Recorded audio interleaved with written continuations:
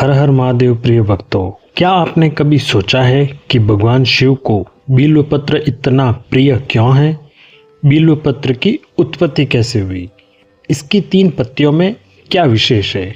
चलिए आज इन प्रश्नों के उत्तर जानने का प्रयास करते हैं। पौराणिक काल में एक बार ऋषि मुनि और देवगण अपनी चिंता लेकर भगवान शिव के धाम कैलाश पहुंचे और हाथ जोड़कर विनम्रता से प्रार्थना की, हे प्रभु, कलयुग में जब मनुष्य पापों से घिर जाएगा, हर व्यक्ति बड़े बड़े यज्ञ, कठोर तपस्या और विशाल दान करने में सक्षम नहीं होगा, तब क्या कोई ऐसा सरल उपाय है जिससे वह आपकी भक्ति और कृपा प्राप्त कर पाएगा? भगवान शिव मुस्कुराए और कुछ पल शांत रहे। उनकी मुस्कान से मानो ऐसा प्रतीत हो रहा था जैसे भगवान शिव पहले से ही जानते थे कि देवगण यहाँ किस प्रयोजन से आए हैं। फिर शिव जी ने कहा, आप चिंता ना करें, समय आने पर स्वयं प्रकृति ही इसका उत्तर देगी। ऐसा बोलकर भगवान ने धीरे धीरे अपने नेत्र बंद करके पुनः ध्यान में लीन हो गए। महादेव के इन शब्दों का रहस्य उस समय कोई नहीं समझ पाया। उसी कालखंड में एक बार लोक कल्याण के लिए माता पार्वती ने मंदार पर्वत पर भगवान शिव की तपस्या करने का निश्चय किया। आदिशक्ति माँ पार्वती ने तपस्या प्रारंभ की।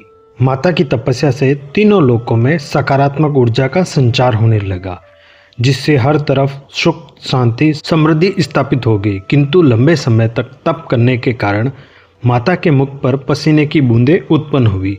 जब वो बूंदें मंदार पर्वत की पावन धरती पर गिरी तो वहाँ एक दिव्य वृक्ष उत्पन्न हुआ।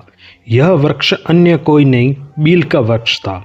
बील वृक्ष के विभिन्न अंगों में देवी के विभिन्न स्वरूपों का निवास माना जाता है। इसकी जड़ों में माता गिरिजा, तने में माहेश्वरी, शाखाओं में दक्षायणी और पत्तियों में स्वयं पार्वती जी का स्वरूप निवास करता है। इसलिए बिल्वपत्र शिव जी को अति प्रिय है। जहाँ एक और स्कंद पुराण के नागरखंड में बिल्व वृक्ष की उत्पत्ति माता पार्वती के पसीने की बूंद से बताई गई, वहीं बिल्वपत्र के महिमा से जुड़ा एक और महत्वपूर्ण शास्त्रीय संदर्भ बिल्वाष्टकम में मिलता है। इस स्तोत्र में कहा गया है, क्ष्मया स्तनूत उत्पन्नम महादेवस्य च प्रियम, अर्थात बिल्वपत्र को माता लक्ष्मी के श्री अंग से उत्पन्न बताया गया है। बिल्वपत्र की 3 पत्तियों को भगवान शिव के त्रिनेत्र, त्रिशूल, त्रिगुण और त्रिदेवों से भी जोड़ा जाता है। यदि कोई व्यक्ति शिव पूजन में बेलपत्र अर्पित करता है तो उसे तीनों देवों की पूजा के समान फल मिलता है। सनातन परंपरा के अनुसार भगवान शिव को बेलपत्र सबसे अधिक प्रिय है। मान्यता यह भी है कि यदि शिवलिंग पर बेलपत्र अर्पित ना किया जाए तो पूजा अधूरी मानी जाती है। बिल्वाष्टकम में बताया गया है कि भगवान शिव को श्रद्धा से अर्पित किया गया एक बेलपत्र 3 जन्मों के पापों के संहार कर सकता है।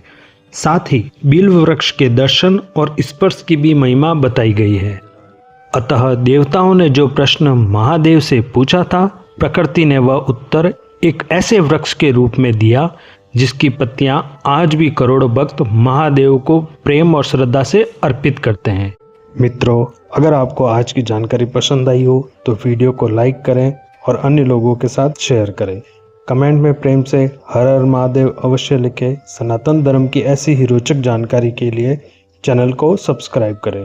भगवान शिव की कृपा आप सब पर बनी रहे, इसी कामना के साथ आज आपसे आज्ञा ले। कल फिर मिलेंगे सनातन धर्म की एक ऐसी ही रोचक जानकारी के साथ। तब तक के लिए हर हर महादेव, हर हर महादेव, हर हर महादेव।